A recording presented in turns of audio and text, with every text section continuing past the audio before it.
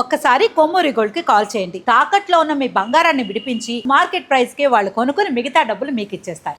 Venezuela దేశాన్ని భూకంపం వణికించింది. ఇది భూకంపం కాదు, భూ ప్రళయంగా శాస్త్రవేత్తలు అభిప్రాయాలు వ్యక్తం చేస్తున్నారు. ఎందుకంటే గడిచిన 100 ఏళ్లలో ఎప్పుడు కూడా లేని విధంగా ఈరోజు వెనిజులాను మొత్తం కూడా భూమి కంపింపజేసి అక్కడున్న ప్రజలందరూ కూడా గుప్పిట్లో ప్రాణాలను పెట్టుకొని పరుగులు తీస్తున్న ఆ దారుణమైన ఆ విజువల్స్ మనం అక్కడ చూడొచ్చు. మొత్తం వెనిజులా అదేవిధంగా జపాన్ ఈ రెండు దేశాలను కేవలం 40 సెకండ్ల వ్యవధిలో 7.5 రిక్టర్ స్కేల్ పైన 7.5 ఒకసారి 7.2 ఒకసారి రిక్టర్ స్కేల్ పై యొక్క భూకంప తీవ్రత నమోదైంది. ఇంత పెద్ద తీవ్రత గల భూకంపం గతంలో అంటే గడిచిన 100 ఏళ్లలో ఎప్పుడూ లేదంటే దాని తీవ్రత ఏ స్థాయిలో ఉందో అర్థం చేసుకోవచ్చు. క్రికెట్ అంటే ఒక స్టేడియంలో బేస్బాల్ ఆడుతున్న క్రీడాకారులు ఒక్కసారిగా ఫ్లడ్ లైట్లు, ఆ చైర్స్, భూమి మొత్తం ఇలా అతలాకుతలంగా కదులుతున్న దృశ్యాలు సీసీ ఫుటేజ్లో మనం క్లియర్గా చూడవచ్చు. అక్కడున్న ప్లేయర్లంతా తమ ప్రాణాలను అరిచేతిలో పట్టుకొని పరుగులు తీస్తున్న పరిస్థితి. అప్పటి వరకు బాల్ని ఇటు అటు ఆ బాల్తో ఆడిన వాళ్ళు తర్వాత ప్రాణాలతో చెలగాటమాడిన పరిస్థితి మనకు క్లియర్గా కనిపిస్తుంది. దీంతో పాటు మొత్తం వెనిజులాలో ఆకాశాన్ని అంటే భవనాలన్నీ కూడా క్షణాల్లో ఇట్లా చూస్తుండగానే మొత్తం కూడా పేక మేడల్లాగా కూలిపోయిన దారుణమైన పరిస్థితులు. ఆ శిథిలాల కింద ఎంతమంది ఉండరో అర్థం కాని పరిస్థితి. ఇప్పటికే శాస్త్రవేత్తలు వెనిజులాలో జరిగిన ఈ యొక్క దారుణమైన భూ ప్రళయంగా దీన్ని అభివర్ణించిన శాస్త్రవేత్తలు దీనిపైన తీవ్రమైన ఆందోళన వ్యక్తం చేస్తున్నారు. మరోవైపు భయం వ్యక్తం చేస్తున్నారు. ఎందుకంటే ఆ శిథిలాల కింద పేక మేడల్లా కూలిపోయిన భవంతుల కింద ఎంతమంది జనాలు ఉన్నారు, ఎంతమంది ప్రాణాలు పోయినాయి, ఎంతమంది కాళ్ళు చేతులు విరిగి క్షతగాతులుగా ఉన్నారో అర్థం కాని పరిస్థితి. ఇప్పటికే ఆ యొక్క దేశానికి సంబంధించి ఎలాంటి అధికారిక రిపోర్ట్ రాలేదు.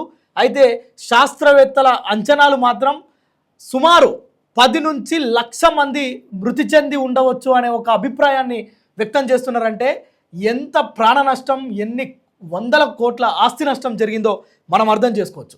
కేవలం క్రీడాకారులే కాదు, షాపింగ్ మాల్స్ మొత్తం కూడా ఒకవేళ చలి విపరీతమైన చలిలో మనం ఎలా గడగడ వణుకుతామో అట్లా భవనాలు గడగడ వణికి కుప్పకూలిపోయిన పరిస్థితులు. అక్కడున్న ప్రాణాలను అసలు బ్రతుకుతామా అన్నమో రామచంద్ర అన్నట్లుగా పరుగులు తీసిన ప్రజల్ని చూస్తే మనకే గుండెల్లో దడపుడుతుంది. ఇక్కడున్న ప్రజలకే అయ్యో పాపం అనడం కంటే మనం ఏం చేయలేని పరిస్థితి, నిస్సహాయ స్థితిలో ఆ దేశ ప్రజలందరూ కూడా ప్రస్తుతం బిక్కుబిక్కుమంటున్నారు. అయితే బ్రతికున్న వాళ్ళ పరిస్థితి పక్కన పెడితే శిథిలాల కింద కాళ్ళు చేతులు విరిగిపోయి ఉన్న వారి కోసం సహాయక చర్యలు ముమ్మరం చేసిరు. అయితే దీనికి సంబంధించి ఈ యొక్క దారుణమైన చిత్రాలు, దారుణమైన విజువల్స్ చూసిన ప్రపంచం అంతా కూడా ఇది మొత్తం దేనికి సంకేతం అనే ఒక ప్రశ్న ప్రస్తుతం లేవనెత్తున్న పరిస్థితి. అయితే నిన్నటి సాయంత్రం వరకు 6 గంటల వరకు చాలా ప్రశాంతంగా ఉన్న వెనిజులా ప్రాంతం 6 గంటలకు ప్రారంభమైన ఈ యొక్క ఎర్త్క్వేక్ ఏదైతే ఉందో, భూకంపం ఏదైతే ఉందో, కేవలం 1 నిమిషం వ్యవధిలో 40 సెకండ్ల వ్యవధిలో 2 సార్లు విపరీతమైన తీవ్రతతోటి రావడంతో మొత్తం కూడా జపాన్ కావచ్చు, ఇటు వెనిజులా కావచ్చు, ఈ 2 ప్రాంతాల్లో అత్యవసర సేవలు తప్ప వీటికి మినహాయించి ఏ ఒక్క కార్యకలాపాలు కూడా ఆ దేశంలో ప్రస్తుతం ఎక్కడ కూడా ఏమీ కనిపిస్తలే. మొత్తం కూడా భయానకమైన పరిస్థితులు, భయంతో వణికిపోతున్న ప్రజలే కనిపిస్తున్నారు తప్ప మరోవైపు ఇంకా వేరే దృశ్యాలు ఏమి కూడా మనకు కనిపించని పరిస్థితి. మరోవైపు అటు అగ్నిమాపక సిబ్బంది కావచ్చు, ఇటు అక్కడున్న ప్రజలు కూడా స్వచ్ఛందంగా శిథిలాల కింద పడ్డ ఆ ప్రజల్ని కొంత బయటికి తీసుకొచ్చే ప్రయత్నం చేస్తున్నారు. అయితే అక్కడ హృదయ విదారకమైన సంఘటనలు, పాపం చిన్నారులు, స్కూల్కు వెళ్ళిన పిల్లలు, వ్యాపార సముదాయాల్లో ఉన్న వాళ్ళు, ఉద్యోగాలు చేస్తున్న వాళ్ళు కావచ్చు, మొత్తం కూడా ఒక ఆర్తనాదాలు చేస్తున్న ఒక పరిస్థితులు మనకు వెనిజులా ప్రాంతంలో కనిపిస్తున్నాయి. అయితే మొత్తం కూడా ఆ దేశం అంతా కూడా కకావికలమైన పరిస్థితులు మనకు దర్శనమిస్తున్నాయి. ఏ యూట్యూబ్ కానీ సోషల్ మీడియా కానీ ఓపెన్ చేస్తే ఆ దేశానికి అన్ని దేశాలు ప్రకటిస్తున్న మద్దతు కనిపిస్తుంది. అక్కడ చేస్తున్న సహాయక చర్యలు కనిపిస్తున్నాయి. అక్కడ ఏడ్చే ఏడుపులే వినిపిస్తున్నాయి. అక్కడున్న చిన్నారుల రక్తపు టేరులే కనిపిస్తున్నాయి.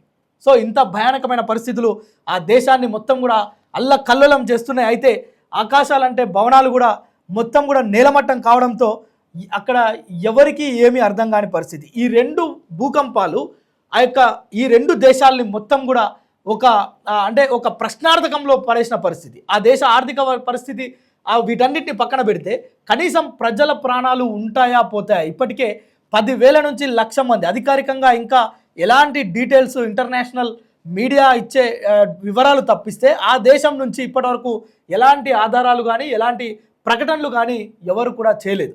సో దీనిపైన అగ్రదేశం అమెరికాతో పాటు భారత్ కూడా తీవ్ర దిగ్భ్రాంతి వ్యక్తం చేసింది. ఆ దేశాలకు అపన్నహస్తం అందిస్తామని చెప్తున్నారు, కానీ ఆ దేశ ప్రజల భీకరమైన పరిస్థితులు చూస్తే కనుక మనకు అర్థమవుతుంది. మీరు విజువల్స్లో చూడొచ్చు. మొత్తం కూడా దీనికి సంబంధించి షాపింగ్ మాల్స్ విజువల్స్ కావచ్చు, క్రీడాకారుల విజువల్స్ కావచ్చు, అక్కడున్న కూలిపోతున్న గోడలు కావచ్చు, భవంతులు కావచ్చు, వీటన్నిటిని చూస్తే ఎంత ఘోరమైన ప్రాణ నష్టం జరిగిందో మనం అర్థం చేసుకోవచ్చు. ఏది ఏమైనప్పటికీ కూడా ఇది 100 ఏళ్లలో ఎప్పుడూ లేని ఒక భూ ప్రళయంగా చెప్తున్నారు. ఇప్పటికీ అత్యవసర సేవలు మనం చూసాం. ఏదైతే ఇరాన్ అమెరికా యుద్ధం జరుగుతున్న సమయంలో ఆయా దేశాల్లో యుద్ధ సైరన్లు మోగినాయి. అయితే ఈ వెనిజులా ప్రాంతంలో సైరన్ మోగేందుకు కూడా సమయం లేదు. అంటే చూడండి, ఒక 40 సెకండ్ల వ్యవధిలోనే మొత్తం కూడా అసలు భీకరమైన వాతావరణ పరిస్థితులు, అక్కడ భీకరమైన దృశ్యాలే కనిపిస్తున్నాయి. సో అలాంటి పరిస్థితుల మధ్య ప్రస్తుతం వెనిజులా కొట్టుమిట్టులాడుతుంది. ఆ దేశాలకు అపన్నహస్తం అందించేందుకు అనేక దేశాలు ముందుకు వస్తున్నప్పటికీ కూడా ఇంకా ఆ ప్రాణాలు మొత్తం ఆ శిథిలాల కింద ఉన్న పాపం చిన్నారులు, మహిళలు, వారిని కాపాడేందుకు ఎవరు కాపాడుతారా మమ్మల్ని అని ఎదురు చూస్తున్న ఆ దృశ్యాలు నిజానికి ఈరోజు ప్రపంచాన్ని మొత్తం కూడా కుదిపేస్తున్నాయి. అయితే ఇది దేనికి సంకేతం? ఇది యొక్క ప్రపంచం అంతానికి ఏమైనా సంకేతమా అంటే కూడా దీనిపైన కూడా సోషల్ మీడియాలో పెద్ద ఎత్తున చర్చ జరుగుతుంది. మీరేమనుకుంటున్నారో ఈ ఘటనకు సంబంధించి? వెనిజులాలో, జపాన్లో జరిగిన ఈ యొక్క ఘోరమైన భీకరమైన భూకంపానికి సంబంధించి మీరేమనుకుంటున్నారో కామెంట్ ద్వారా తెలపండి.